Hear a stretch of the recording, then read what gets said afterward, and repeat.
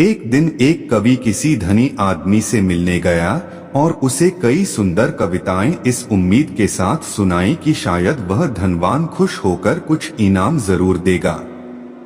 लेकिन वह धनवान भी महाकंजूस था। बोला, तुम्हारी कविताएं सुनकर दिल खुश हो गया।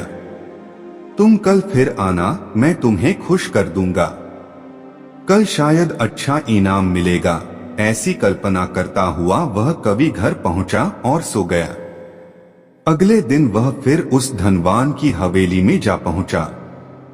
धनवान बोला, सुनो कवि महाशय, जैसे तुमने मुझे अपनी कविताएं सुनाकर खुश किया था, उसी तरह मैं भी तुमको बुलाकर खुश हूं। तुमने मुझे कल कुछ भी नहीं दिया, इसलिए मैं भी कुछ नहीं दे रहा। हिसाब बराबर हो गया। कवि बेहद निराश हो गया। उसने अपनी आप बीती एक मित्र को कह सुनाई और उस मित्र ने बीरबल को बता दिया। सुनकर बीरबल बोला, अब जैसा मैं कहता हूं वैसा करो। तुम उस धनवान से मित्रता करके उसे खाने पर अपने घर बुलाओ। हाँ, अपने कवि मित्र को भी बुलाना मत भूलना। मैं तो खैर वहां मौजूद रहूंगा ही।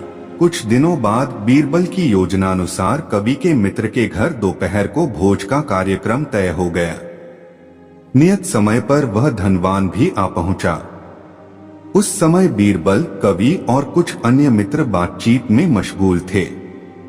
समय गुजरता जा रहा था, लेकिन खाने पीने का कहीं कोई नामो निशान न था। वे लोग पहले की तरह बातचीत में व्यस्त थे। धनवान की बेचैनी बढ़ती जा रही थी। जब उससे रहा न गया तो बोल ही पड़ा, भोजन का समय तो कब का हो चुका।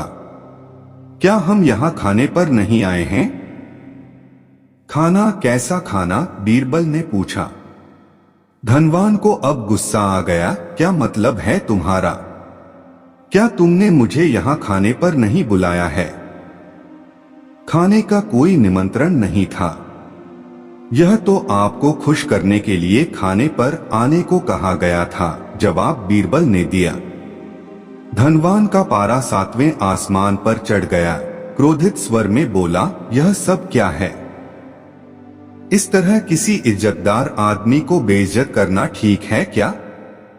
तुमने मुझसे धोखा किया है। अब बीरबल हंसता हुआ बोला, यदि मैं कहूं कि इसमें कुछ भी गलत नहीं तो तुमने इस कवि से यही कहकर धोखा किया था ना कि कल आना, सो मैंने भी कुछ ऐसा ही किया।